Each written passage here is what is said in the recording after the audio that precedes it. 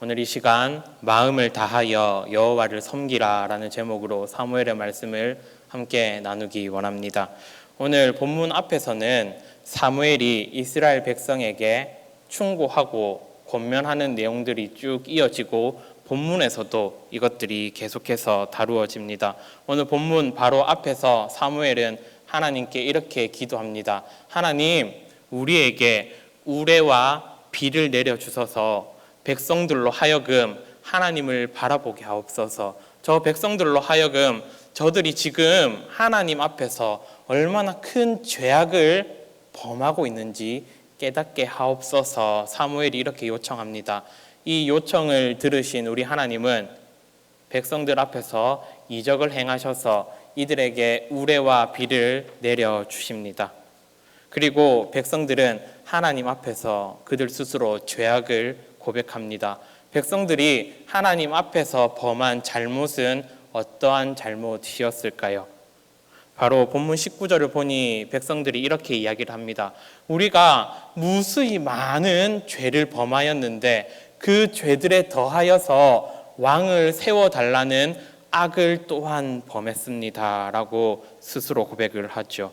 백성들은 우리를 다스리고 우리를 통치할 인간 왕을 세워달라라고 요청하였습니다. 백성들의 마음은 어떠한 마음이었을까요? 백성들은 눈에 보이지 않는 하나님보다 우리 눈에 보이고 다른 나라가 우리나라를 보았을 때 저 나라에 대단한 왕이 있구나, 저 나라를 굳건하게 하는 왕이 있구나, 이 인간 왕을 세움받기 원했습니다.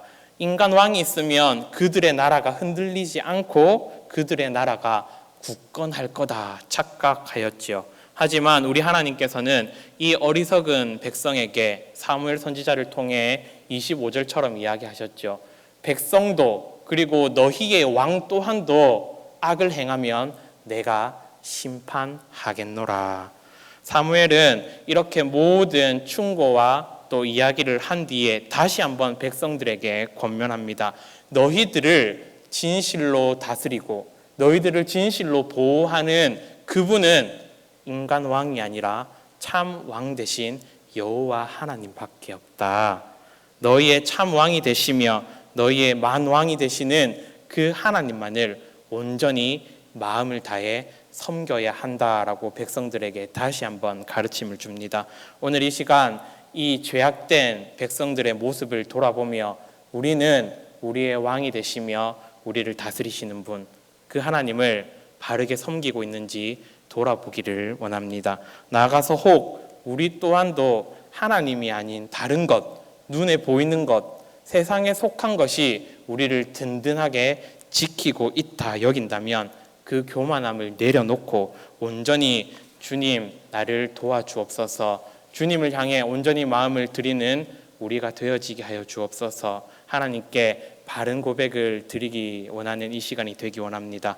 사무엘은 백성들에게 가장 먼저 어떠한 권면을 하였을까요? 사무엘은 가장 먼저 하나님을 돌아서지 말라라고 명령합니다.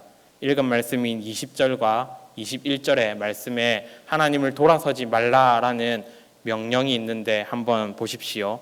사무엘이 백성에게 이르되 두려워하지 말라. 너희가 과연 이 모든 악을 행하였으나 여호와를 따르는 데서 돌아서지 말고 오직 너희의 마음을 다하여 여호와를 섬기라. 21절 돌아서서 유익하게도 못하며 구원하지도 못하는 헛된 것을 따르지 말라. 그들은 헛되니라. 아멘. 본문 20절에서는 여호와를 따르는 데서 돌아서지 말라라고 이야기를 하고 21절에서는 돌아서서 헛된 것을 따르지 말라라고 또한 거듭 권면합니다. 사무엘은 하나님을 쫓는 데서 돌이키지 말라라고 명령을 하는데 돌아서지 말라라는 이 말에서 돌아서다라는 이 말을 원어로 살펴보면 수르라는 단어입니다.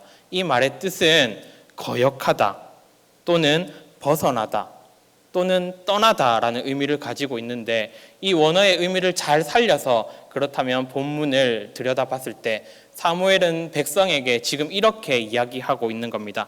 하나님을 거역하지 마십시오. 하나님을 떠나지 마십시오. 하나님을 벗어나지 말고 마음을 다해 여호와 하나님만을 섬겨야 합니다라고 백성들에게 가르침을 줍니다. 이들은 하나님을 벗어나 인간 왕을 의지하고 있었고 그들 마음의 중심에는 하나님이 없었습니다. 사무엘은 계속해서 왜 하나님만을 따라야 하는지에 대해 21절에서 강조해서 설명합니다. 왜 백성들은 하나님만을 따라야 합니까? 하나님만 그들을 유익하게 하실 수 있고 하나님만 그들을 구원하실 수 있기 때문입니다. 21절에서 이렇게 가르치지요. 너희를 유익하게도 하지 못하고 너희를 구원하지도 못하는 헛된 것을 따르지 말라. 이 21절에서 하나님이 아닌 다른 것은 우상의 개념으로 설명됩니다. 다시 말해 우상은 백성들에게 아무런 유익도 줄 수 없고 백성들을 구원할 능력도 가지고 있지 않으니 이 헛된 것을 따르지 말라라고 이야기하고 있는 거죠. 백성들의 마음은 하나님을 떠나고 하나님께로부터 돌아서서 그들의 마음과 그들의 생각대로 세운 인간 왕을 바로 하나님의 자리에 놓는 악함을 범하였습니다. 이것이 어디에 위배됩니까? 바로 하나님이 주신 계명의 말씀에 위배가 되지요. 하나님께서는 너는 나 외에는 다른 신을 내게 두지 말라라고 첫 번째 계명을 통해 말씀하셨고 두 번째 계명을 통하여서 너희를 위해 우상을 만들지 말고 그 우상 앞에 절하거나 우상을 섬기지 말라 하셨습니다. 백성들을 향한 이 사무엘의 권면을 보며 우리는 우리의 모습을 돌아보아야 하겠죠.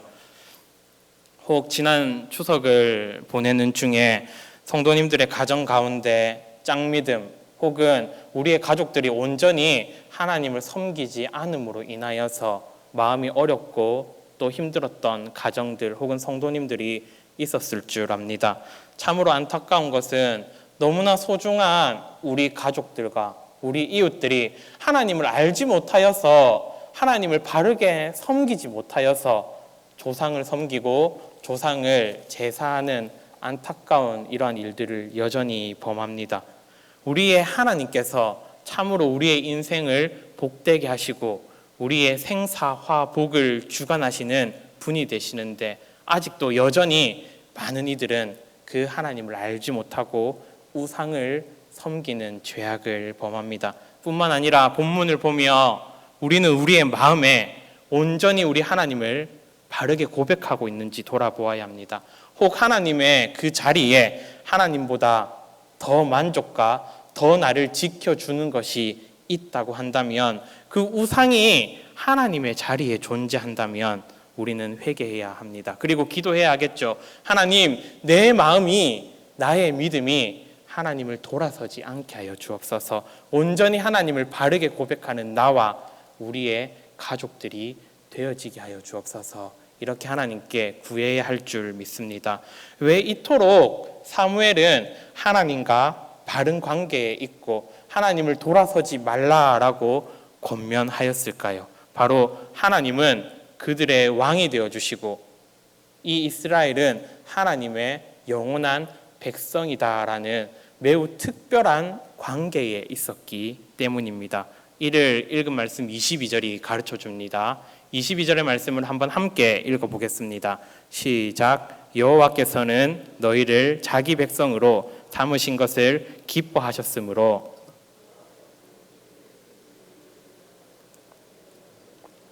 아니하실 것이요. 아멘. 사무엘은 22절을 통해 이야기합니다. 하나님께서는 너희를 자기 백성으로 삼으신 것을 기뻐하신다. 하나님께서는 백성인 너희를 버리지 않으신다라고 이야기합니다.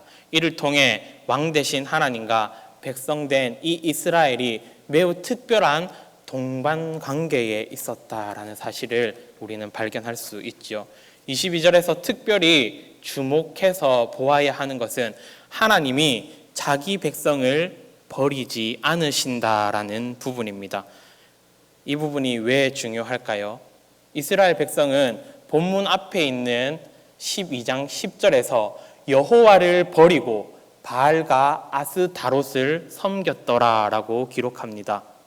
뭐라고요? 이스라엘 백성은 여호와를 버렸습니다. 하지만 백성의 잘못과 상관없이, 이 백성의 악함과 상관없이 하나님은 영원히 그 백성을 버리지 않는 왕이 되시는 분이다라고 22절을 통해 가르치기 때문입니다. 이 말이 이 백성들뿐만 아니라 오늘 주의 백성으로 살아가는 우리에게 너무나 큰 위로가 됩니다. 우리 또한 하나님 앞에서 참으로 많은 죄악을 범하고 하나님 앞에서 믿음을 저버릴 때가 얼마나 많은지 모르지요.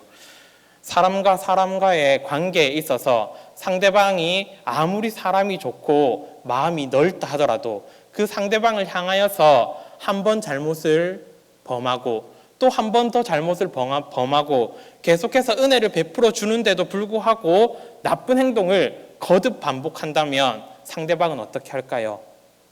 저 사람을 품어줘야지 생각을 했다가 두 번, 세 번 반복되는 그 악한 모습에 저 사람은 도저히 안 되겠어.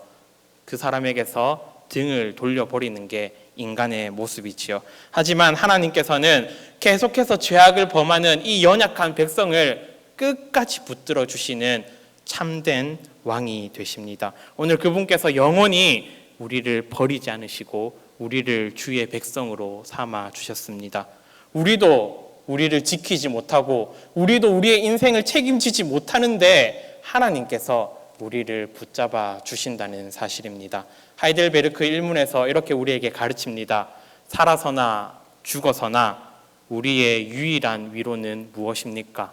살아서나 죽어서나 우리의 유일한 위로가 되는 것은 나의 인생이 나의 것이 아니라 하나님의 것이라는 사실입니다.